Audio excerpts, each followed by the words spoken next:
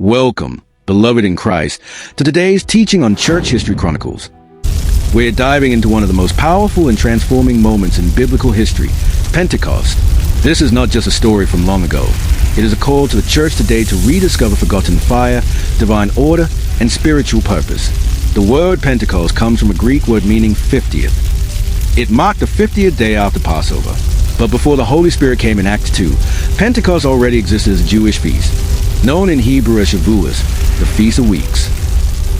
It was a harvest celebration where the first fruits of the wheat harvest were offered to God.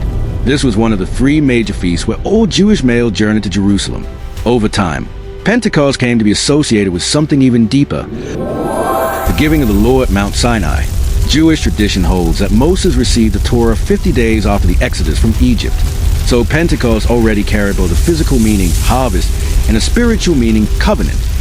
Note that when God chose to act, he is always intentional. He chose this very day to pour out his Spirit on the disciples, Acts 2. Why?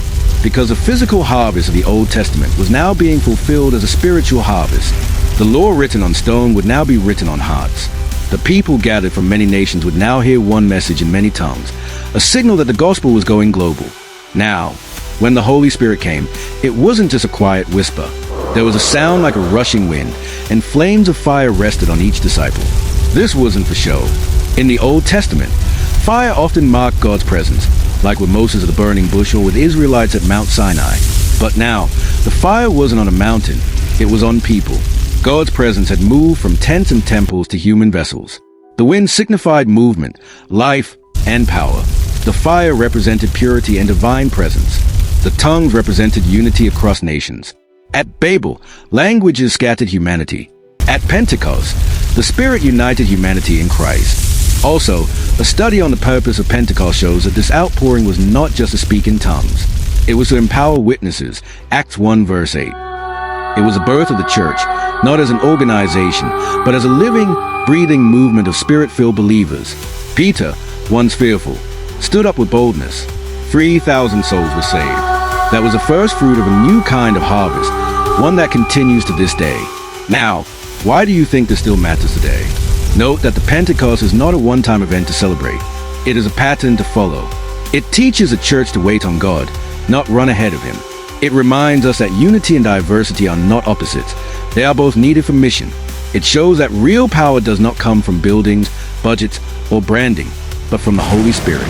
It challenges us to return to the altar, not just a pulpit. Now to the church today, let us not lose the fire. Let us not settle for empty rituals when we are called to a living relationship. Let Pentecost happen again in our hearts, homes, and pulpits. Let the same Spirit that fell in Acts 2 fall fresh on us again. Our generation needs more than good sermons. It needs Spirit-filled messengers. Now that you've learnt what Pentecost is all about, let us pray. Father, thank you for the gift of Pentecost. Thank you for the outpouring of your Spirit. Today, we ask for a fresh fire, burn in us again. Blow through our lives with holy wind. Purify our hearts and empower our tongues to speak life, truth, and love. May the church arise in power, unity, and boldness. In Jesus' name, Amen. If this teaching has blessed you, don't keep it to yourself. Like, comment, share, and subscribe to Church History Chronicles. Let's revive truth and restore fire in the hearts of believers around the world. From Pastor Dr. Godspower, until next time, stay burning, stay learning, and stay yielded to the Spirit as you live with heaven in view. Kadosh.